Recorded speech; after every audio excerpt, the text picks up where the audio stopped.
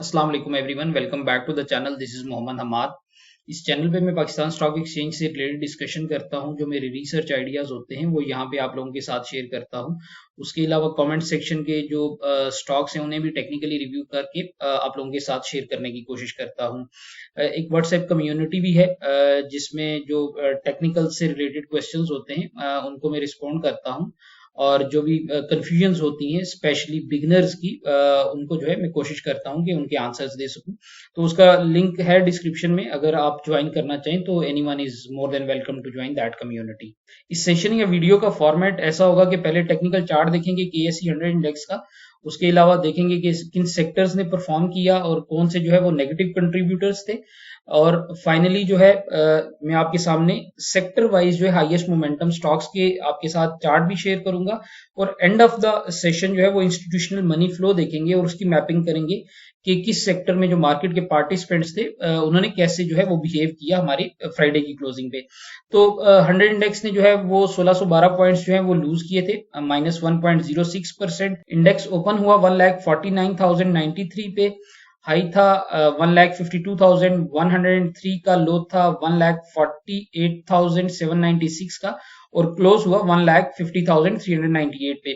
Now index ने 1612 points lose किए but still जो है वो कैंडल ग्रीन बनी।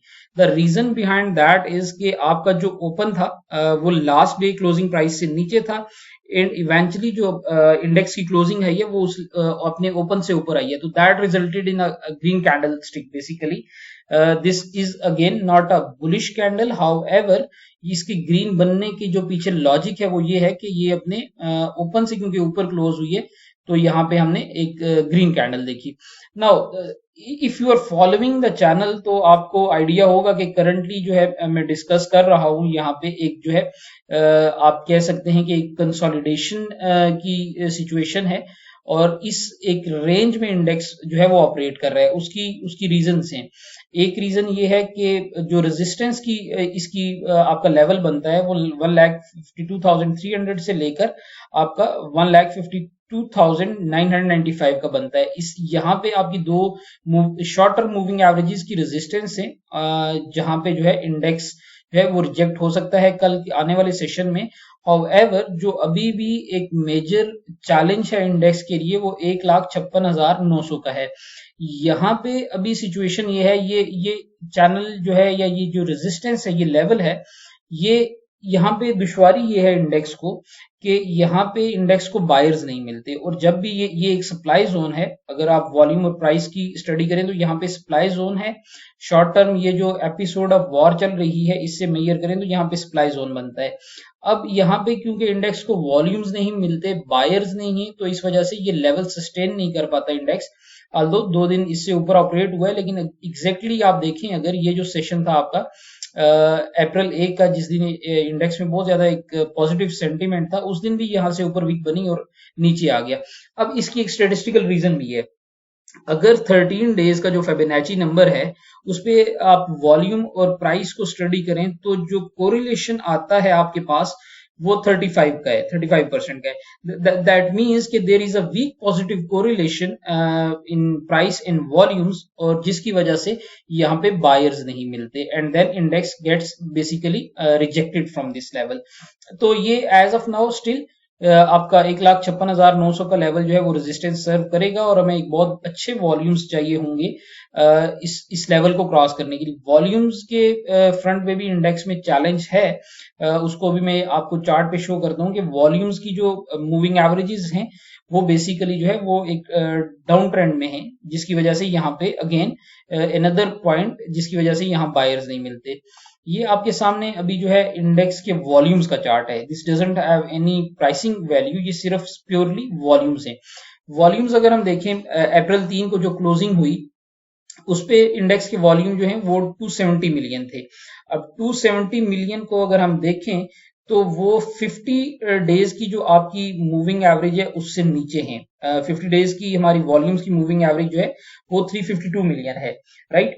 अब इशू क्या है कि आपके पास जो 200 डेज की मूविंग एवरेज है, मतलब ये कि इंडेक्स में पिछले 200 दिनों में जो चेंज ऑफ हैंड होता था शेयर्स में वो आपका एवरेज जो है वो 392 मिलियन बनता है। लेकिन अभी जो 20 दिनों में आपके वॉल्यूम्स ट्रेड हो रहे हैं, एवरेज वॉल्यूम्स ट्रेड हो रहे हैं, वो मेयरली 251 मिलियन है। Now this is a huge gap जो बायर्स और सेलर्स में या नॉर्मल ट्रेडिंग एक्टिविटी में है। ये एक गैप है। दिस नाउ अगर आप इस इंफॉर्मेशन को आप इसको मैप करें इंडेक्स में, जो हमने weak positive correlation of the price volume किया है और सप्लाई जोन डिस्कस किया है, ये उसके साथ जो है वो मैच करता है कि हमारे पास इंडेक्स में जो पार्टिसिपेंट्स हैं they are actually below average. वो हमारे एवरेज नंबर्स जो हैं उससे कम हैं, and that is basically the reason कि इंडेक्स जो है वो अपने एक सप्लाई जोन से ऊपर जो है वो मूव नहीं बना पा रहा। अभी अगर हम सेक्टर्स की बात करें तो सेक्टर्स में हमारे पास जिन सेक्टर्स ने परफॉर्म किया उसमें आपके पास एक रिफाइनरीज थी। रिफाइनरीज में बहुत अच्छा एक मोमेंटम था। ऑयल एंड गैस ने पॉजिटिव पॉइंट्स कंट्रीब्यूट किए, मुदारबाज ने और लीजिंग कंपनीज ने। नेगेटिव साइड पे सबसे ज्यादा नेगेटिव पॉइंट्स इन्वेस्टमेंट बैंक्स ने किए, कमर्शियल बैंक्स ने किए और सीमेंट ने किए। सो लार्जली इंडेक्स जो है वो नेगेटिव था। जो पॉजिटिव एक कैंडलस्टिक बनी इंडेक्स को सहारा दिया वो आपकी बेसिकली रिफाइनरीज का मोमेंटम था, जहां से हमारे पास जो है वो एक पॉजिटिविटी निकल के आई। अगर हम आपके टॉप कंट्रीब्यूटर्स देखें कंपनी लेवल पे, तो मिजान बैंक ने पॉजिटिव पॉइंट सबसे ज्यादा ऐड किए और नेगेटिव यूबीएल ने किए। इसके बाद एटीआरएल था आपका, उसने पॉजिटिव पॉइंट्स ऐड किए। एंग्रो ने सबसे ज्यादा नेगेटिव पॉइंट्स ऐड किए और तीसरे नंबर पे पीयूएल ने पॉजिटिव पॉइंट्स ऐड किए हैं और एफएफसी ने सबसे ज्यादा थर्ड नंबर पे नेगेटिव पॉइंट्स ऐड किए हैं। So this is the basic overview कि what happened in the index on the company and sector level.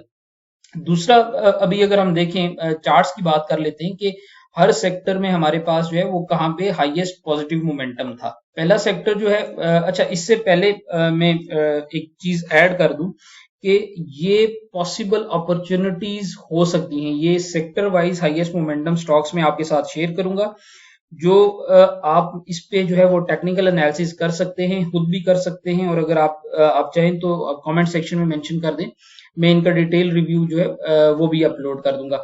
However I will highly encourage कि जो बिगनर सीरीज में बेसिक्स ऑफ द टेक्निकल पढ़े हुए हैं, अगर आप उसको देख के इन इन इन चार्ट्स पे प्लॉट करेंगे तो you will have a very clear understanding कि इनमें अभी सिचुएशन क्या है, कोई अपॉर्चुनिटी अवेलेबल है या नहीं है। तो एक हमारे पास सबसे पहले जो है ऑटोमोबाइल असेंबलर्स है, अल गाजी ट्रैक्टर्स लिमिटेड। इसमें एक पॉजिटिव मोमेंटम था हमारे पास। इसके नंबर्स भी देख लेते हैं। 0.12% का इसने गेन पोस्ट किया। इंडेक्स को इसने आउट परफॉर्म किया है 1.18% से। अगर 30 दिनों का बीटा देखें जो कि मेजर ऑफ वॉलेटिलिटी है तो वो 2% है। पॉजिटिव मोमेंटम था इसका। और अगर वॉल्यूम्स देखें तो volumes are still weak, 0.01 million volume थे हमारे लास्ट ट्रेडिंग सेशन पे, जो कि एवरेज 50 डेज के वॉल्यूम से कम है। एवरेज 50 डेज के वॉल्यूम 0.03 मिलियन है। अभी सिंपल आरएसआई जो है वो 36-37 के पास है और 200 डेज की मूविंग एवरेज से अगर इसका डिस्टेंस लें तो वो 22.26% बनता है। मतलब ये कि ये जो प्राइस है अभी करंट प्राइस है 310.36 की, इसको ऊपर अपनी रेजिस्टेंस जो बनती है 399.21 की वहां तक जाने के लिए 22.26% का गेन पोस्ट करना होगा। ऑटोमोबाइल असेंबलर्स के बाद हमारे पास ऑटोमोबाइल पार्ट्स एंड एक्सेसरीज का सेक्टर है। इसमें एजीआईएल ने अच्छा मोमेंटम जो है वो दिखाया। एजीआईएल जो है वो 3.36% से जो है पॉजिटिव में क्लोज हुआ। Now the distance between AGIL current price and 200 days moving average stands at -5.94%। इसका मतलब ये है कि यहाँ ये इसको रेजिस्टेंस मिलेगी अगर ये आपका 5 या 4% पॉजिटिविटी जो है वो पोस्ट करता है। इसके नंबर्स की सिचुएशन ये है कि आपके पास 10 दिनों के टाइम फ्रेम पे इसने जो है वो आउट परफॉर्म किया है इंडेक्स को 0.58% से। 3% का बीटा रहा इसका पिछले 30 दिनों का, और वॉल्यूम्स जो हैं वो स्टिल अपने एवरेज वॉल्यूम से कम है। हमारे करंट जो वॉल्यूम्स थे वो 0.02 मिलियन थे against the average 50 days volume of 0.05%। 45-46 के करीब जो है इसका करंट आरएसआई है, और इसका जो स्विंग हाई है लास्ट 250 डेज का वो आपके पास 190.81 बनता है। नेक्स्ट सेक्टर जो है वो केबल एंड इलेक्ट्रिक गुड्स का है। केबल एंड इलेक्ट्रिक गुड्स में जो है वो एफसीएल ने अच्छा परफॉर्म किया। इंडेक्स को 0.2% से आउट परफॉर्म किया। 3 दिनों का अगर हम डाटा देखें तो 0.09% से आउट परफॉर्म किया। 5 दिनों के डाटा पे 0.26% से आउट परफॉर्म किया और 10 दिनों का जो एक टाइम फ्रेम है उस पर अगर देखें तो इसने इंडेक्स को 0.34% से आउट परफॉर्म किया है। अगर वॉल्यूम्स आप इसके देखें तो 0.61 मिलियन वॉल्यूम थे हमारे पास लास्ट ट्रेडिंग सेशन में, against the 1.66 million 50 days average market volume, जो इसके एवरेज वॉल्यूम्स है। 45 का सिंपल RSI है इसका और ये अभी करंटली अपनी 200 डेज की मूविंग एवरेज से 14.86% इसका जो है वो डिस्टेंस है। इसका 250 डेज का अगर हाई हम देखें तो वो 27 या 74 का लेवल बनता है। नेक्स्ट सेक्टर जो है वो हमारे पास सीमेंट है। सीमेंट में जो है हाईएस्ट मोमेंटम पावर सीमेंट में रिकॉर्ड हुआ। पावर सीमेंट के नंबर्स जो है इसने 3.79% से आउट परफॉर्म किया इंडेक्स को और 10 डेज के टाइम फ्रेम पे 0.12% से आउट परफॉर्म किया है। 4% की लास्ट 30 डेज की इसकी वॉल्टिलिटी है। जो इसके वॉल्यूम्स थे वो 1.01 मिलियन थे against the average market volume of 3.31 million. तो अगेन पार्टिसिपेशन कम थी इसमें भी और RSI जो करंटली चल रहा है वो 38.25 का चल रहा है। 200 डेज की मूविंग एवरेज जो है उससे ये नीचे है, 3% नीचे है। नाउ इसमें जो 3% ये नीचे है तो इसका मतलब ये है कि यहाँ पे इसको रेजिस्टेंस मिलेगी अगर ये 3% ऊपर पॉजिटिव गेन पोस्ट करता है। 250 डेज का जो स्विंग हाई है इसका वो 21.60 पैसे का बनता है। सीमेंट के बाद हमारे पास केमिकल सेक्टर है। केमिकल सेक्टर में जो अच्छा मोमेंटम था वो बाइफो में था।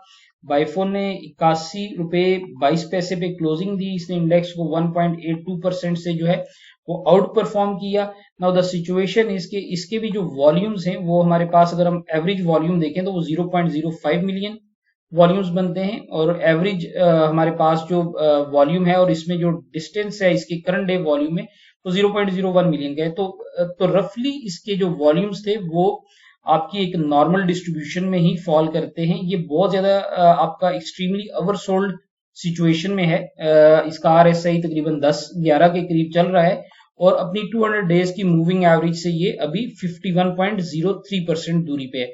सो इसको अगर आप एनालाइज करेंगे और इसमें अगर एंट्री बनती है तो ये 151.68 की तरफ इसे जो है वो एक मेजर रेजिस्टेंस जो है वो मिल सकती है। बाइफो के बाद जो हमारे पास नेक्स्ट है वो बैंकिंग सेक्टर है। बैंकिंग सेक्टर में JS बैंक ने जो है वो अच्छा मोमेंटम जो है वो पोस्ट किया है। हमारे पास इसने अपर लॉक लगाया और करंटली इसके जो नंबर्स हैं वो अगर मैं आपको बताऊं तो उसमें सिचुएशन ऐसे है। हमारे पास इसका जो आपका अल्फा है लास्ट 10 डेज का वो 1.97% है। दैट मीन्स कि ये इंडेक्स को कंसिस्टेंटली जो है पिछले 10 दिनों में इसने आउट परफॉर्म किया है। However, the important thing to note about this is कि इसमें 6% की वॉल्टिलिटी है। मतलब ये कि पिछले 30 दिनों में इसकी प्राइस में जो फ्लक्चुएशंस रही हैं उनकी एवरेज जो है वो 6% बनती है। इसके वॉल्यूम्स जो थे वो 0.28 मिलियन वॉल्यूम थे against the 50 days average of 0.27। 58 का इसका RSI है और ये अभी करंटली 9.84% अवे है आपकी अपनी 200 डेज की मूविंग एवरेज से। स्विंग हाई अगर देखें आप लास्ट 250 डेज पे तो वो 23.34 का लेवल बनता है जो यहाँ पे आपका जो है क्लोजिंग बेसिस पे है। कमर्शियल बैंक्स के बाद हमारे पास इंजीनियरिंग का सेक्टर है। इंजीनियरिंग के सेक्टर में आयशा स्टील ने अच्छा परफॉर्म किया।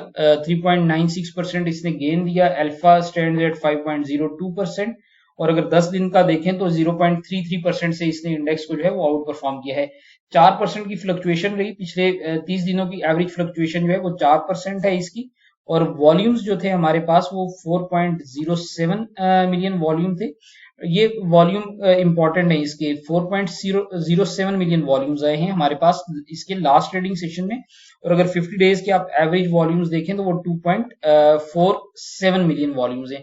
तो वॉल्यूम्स में एक बड़ा अच्छा स्पाइक आया है। 40.96 का जो है इसका करंट RSI है और ये 25.32% जो है ये अपने दूर है 200 डेज की मूविंग एवरेज से। इसका जो क्लोजिंग बेसिस पे स्विंग हाई बनता है वो 15.45 का बनता है।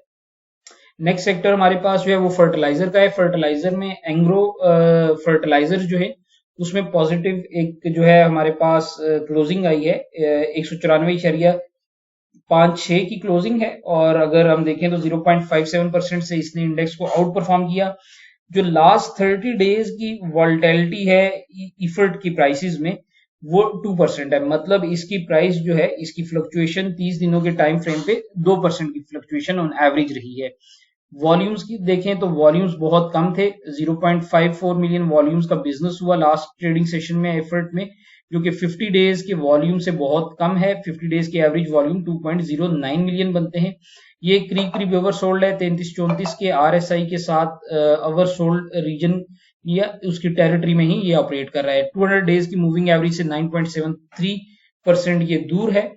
दैट मीन्स कि अगर ये यहाँ से मूव बनाता है तो मैक्सिमम जो है इसमें पोटेंशियल जो है वो 9.73% का बनता है, फॉर द ऑब्वियस रीजन कि 200 डेज की मूविंग एवरेज एक बड़ी रेजिस्टेंस से सर्व करेगी। 250 डेज का क्लोजिंग बेसिस पे इसका हाई देखें तो वो आपका 255.08 का बनता है। नेक्स्ट सेक्टर हमारे पास food and personal care products का है। कलवर्स जो है उसने आपके पास हाईएस्ट मोमेंटम पोस्ट किया, 3.94% से इसने आउट परफॉर्म किया इंडेक्स को, और कंसिस्टेंटली आपके पास जो है वो 3 दिनों पे, 5 दिनों पे और 10 दिनों पे इसने इंडेक्स को आउट परफॉर्म किया है।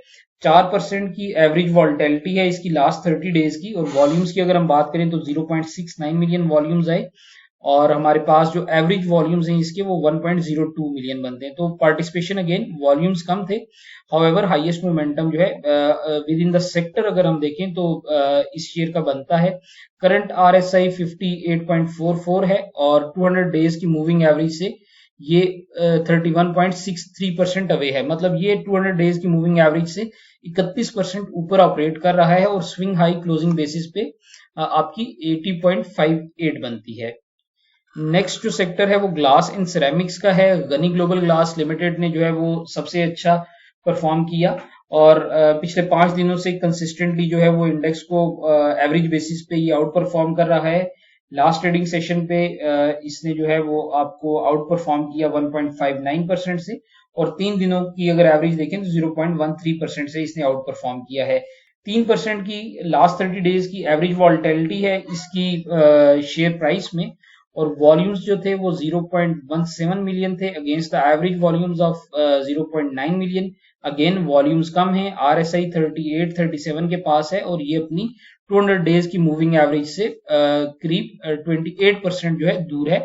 मतलब this is the institutional line, और उससे ये 28% जो है वो नीचे ऑपरेट कर रहा है।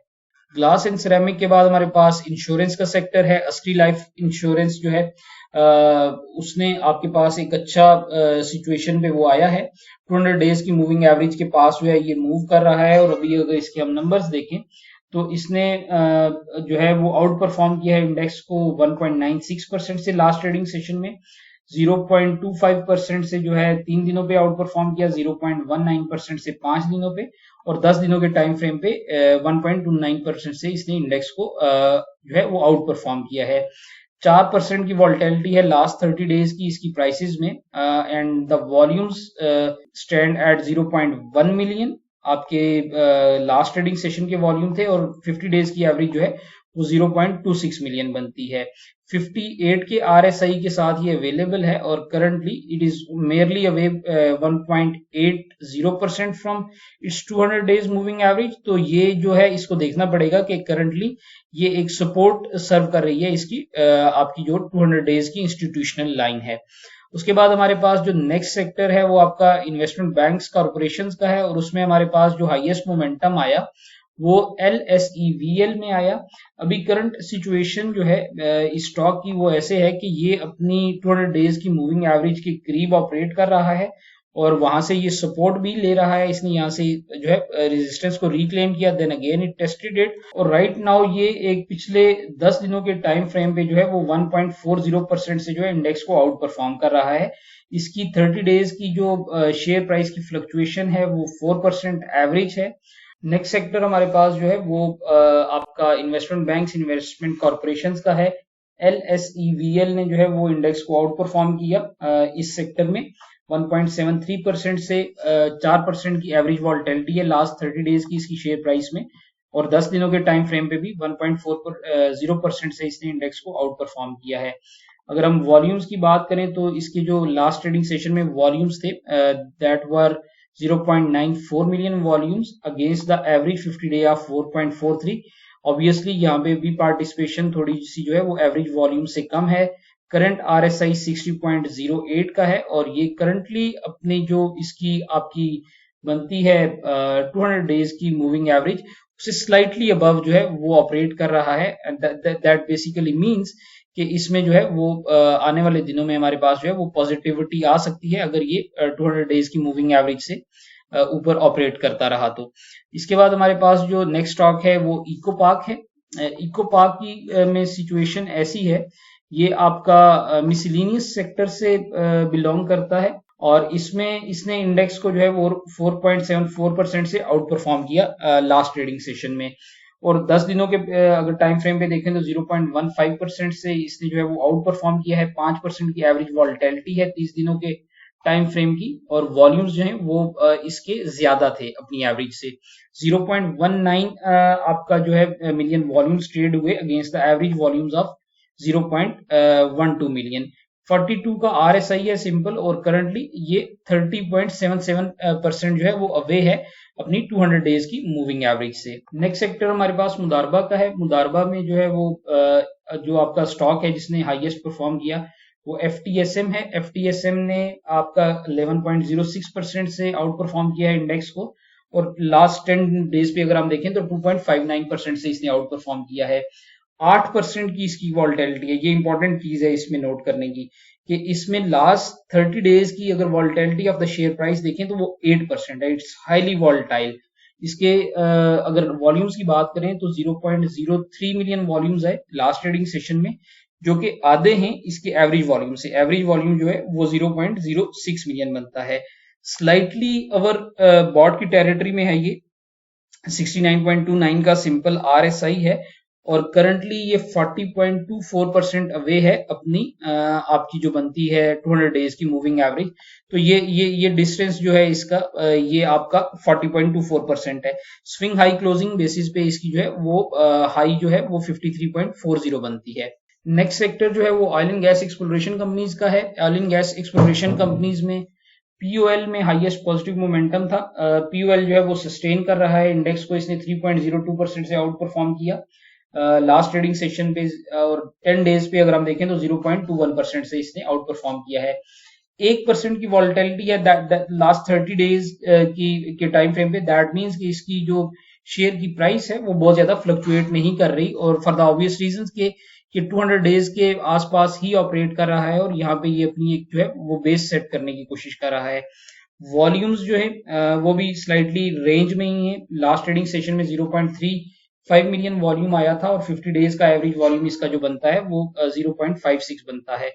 करंट RSI जो है वो आपका 41.23 का है और 200 डेज की मूविंग एवरेज का डिस्टेंस जो है वो 0.9% के करीब बनता है। So it's basically consolidating around its 200 days moving average और इसका जो 250 डेज का स्विंग हाई है ये आपका बनता है क्लोजिंग बेसिस पे 739.63 का। नेक्स्ट सेक्टर जो है वो oil and gas marketing companies का है। Oil and gas marketing companies में SSGC में हाईएस्ट पॉजिटिव मोमेंटम था।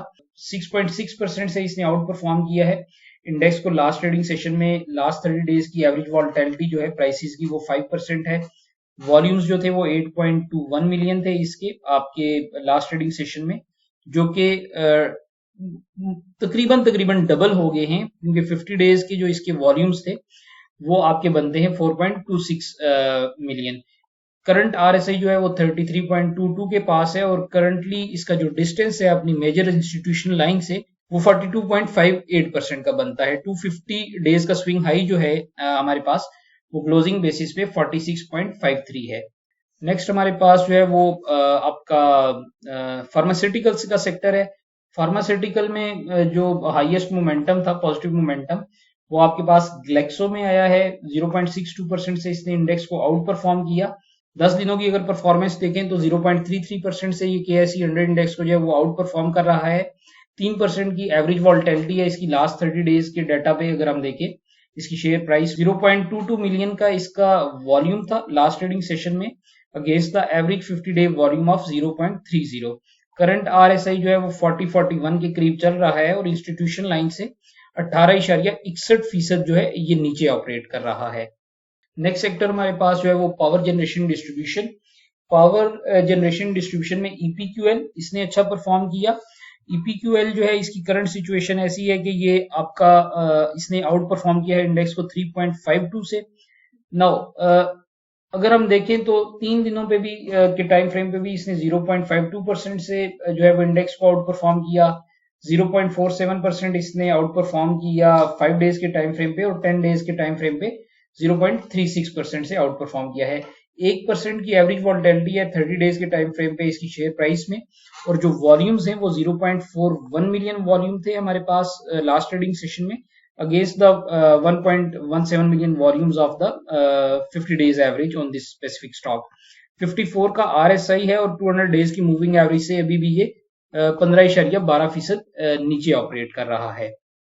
नेक्स्ट हमारे पास जो है वो रिफाइनरीज का सेक्टर है। रिफाइनरीज के सेक्टर में पॉजिटिविटी रही, और अगर हाईएस्ट आप मोमेंटम देखें तो वो सिनर्जी में था। सिनर्जी की सिचुएशन ये है कि इसमें बड़े अच्छे वॉल्यूम लगे और इसने अगेन टेस्ट किया अपनी 200 डेज की मूविंग एवरेज की रेजिस्टेंस को।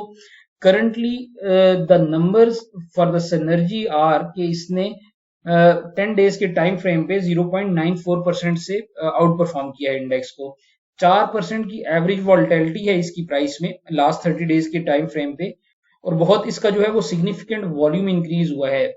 जो वॉल्यूम्स थे लास्ट ट्रेडिंग सेशन पे वो 97.21 मिलियन थे, और 50 डेज के एवरेज वॉल्यूम जो है इसके वो 27 मिलियन बनते हैं।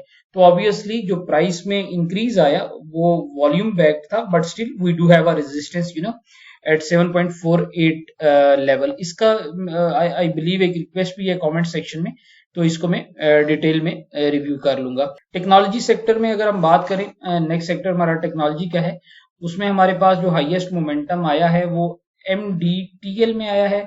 Now if we look at the numbers of media times limited, तो उसमें सिचुएशन ऐसी बन रही है कि स्टॉक ने 4.74% से जो है वो आउट परफॉर्म किया है इंडेक्स को।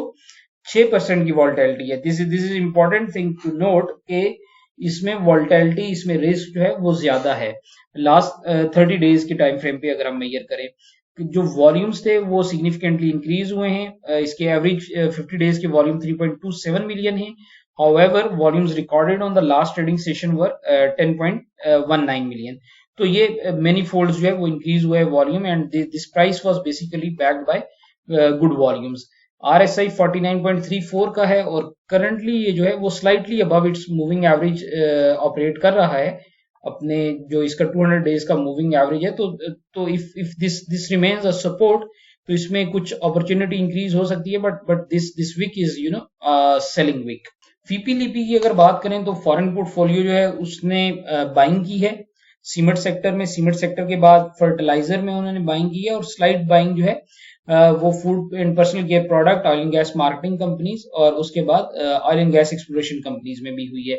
जो लीस्ट इंटरेस्टेड था फॉरेन आपका प्रोफाइल पोर्टफोलियो जो है इन्वेस्टमेंट का, उसने सेलिंग की है कमर्शियल बैंक्स में। कमर्शियल बैंक्स के बाद उन्होंने स्लाइड सेलिंग की है power generation and distribution companies में। सो टेक्निकली सेइंग आपका जो कमर्शियल बैंक्स का सेक्टर है उसमें इंटरेस्ट फॉरेनर्स का जो है वो कम था, और उनका हाईएस्ट इंटरेस्ट जो था वो आपका सीमेंट सेक्टर में था।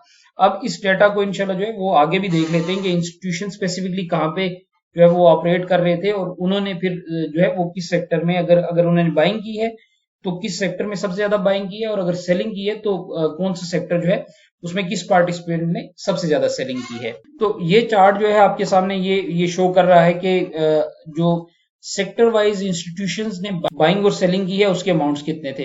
तो अगर आप देखें तो now this data speaks for itself कि इंडेक्स ने पॉइंट्स जो है वो लूज क्यों किए हैं। टेक्सटाइल में इंस्टीट्यूशंस ने जो है वो बाइंग की है, और उसके अलावा सारे सेक्टर्स में सेलिंग की है। सबसे बड़ी सेलिंग जो थी वो आपके पास कमर्शियल बैंक्स में हुई, फिर ऑयल एंड गैस एक्सप्लोरेशन में हुई, सीमेंट में हुई, टेक्नोलॉजी कम्युनिकेशन में, then fertiliser, oil and gas marketing companies, food and personal care में भी थोड़ी सी सेलिंग हुई है, और जो लीस्ट सेलिंग थी वो पावर जनरेशन एंड डिस्ट्रीब्यूशन में थी। Now what we have to do is कि हम देखें कि टेक्सटाइल कंपोजिट में अगर बाइंग हुई है तो वो बाइंग किसने की है। Let's move to the next slide, और यहाँ पे टेक्सटाइल कंपोजिट हम देख लेते हैं। सो टेक्सटाइल कंपोजिट में आपके जो मेजर बायर था वो ब्रोकर्स थे। टोटल जो आपकी बाइंग हुई है उसका 10.20% जो है वो ब्रोकर्स की तरफ से आया है। ब्रोकर्स के बाद अगर आप यहाँ पे ऊपर देखें तो 7.50 की जो बाइंग हुई है वो ओवरसीज पाकिस्तानीज ने की है, और देन अगेन हमारे पास जो है वो 6.84% की जो बाइंग थी वो म्यूचुअल फंड्स की तरफ से आई है। एक हमारे पास जो है वो सिचुएशन ऐसी है कि अदर ऑर्गेनाइजेशंस ने भी 0.53 की, यहाँ पे आपको नजर आ रही होगी ये एक ब्लू लाइन, ये बाइंग जो है ये हमारे पास अदर ऑर्गेनाइजेशंस ने की है। तो बाइंग जो है इंस्टीट्यूशंस ने जो है जो बाइंग की है उसमें मेनली आपके ब्रोकर्स थे इसमें, और ब्रोकर्स के बाद हमारे पास जो है वो आपके म्यूचुअल फंड्स थे। तो ये इंस्टीट्यूशंस थे जो बेसिकली टेक्सटाइल में बाइंग कर रहे थे। अब on on the same lines हमें देखना है कि ये जो सेलिंग हुई है कमर्शियल बैंक्स की सबसे ज्यादा, क्योंकि ये बार है सेलिंग है, तो ये सेलिंग जो है वो किसने की है। So let's move forward on to the selling side of the business. तो सेलिंग में हमारे पास सिचुएशन ये है आपके पास इंस्टीट्यूशनल फ्लो की, कि हमारे पास यहाँ पे आपका कमर्शियल बैंक्स आ रहा है। तो कमर्शियल बैंक्स में सबसे बड़ी सेलिंग जो की है वो ब्रोकर्स ने की है। ठीक है, ब्रोकर्स ने की है, बैंक्स ने इन इट सेल्फ सेलिंग की है। उसके बाद जो है अगेन यहाँ पे छोटा सा जो है वो आपका ओवरसीज पाकिस्तानी का भी इंटरेस्ट नजर आ रहा है, वो भी सेलिंग कर रहे हैं। तो so the major culprit behind the selling in commercial banks were the brokers. Brokers ने जो है वो अपनी पोजीशंस जो है वो ऑफलोड की हैं बैंक्स में। दैट एक्सप्लेन्स इट के 1,000 मिलियन ऑफ द सेलिंग जो आपकी कमर्शियल बैंक्स में हुई है उसके पीछे जो है वो मेनली जो है वो ब्रोकर्स थे जिन्होंने पोजीशंस जो है वो ऑफलोड की हैं। So this is pretty much it. I hope कि ये इंफॉर्मेशन जो है ये आपको अपनी ट्रेड्स प्लान करने में हेल्पफुल होगी, एंड इफ यू बिलीव कि इस इंफॉर्मेशन ने आपके लिए कोई वैल्यू ऐड की है तो आई हाईली अप्रिशिएट कि you subscribe to this platform. And secondly अगर आपके कोई हैं ट्रेडर्स जिनके साथ आप शेयर करना चाहते हैं ये इंफॉर्मेशन, तो feel free to share this with your fellow traders. So thank you so much for listening, have a good day.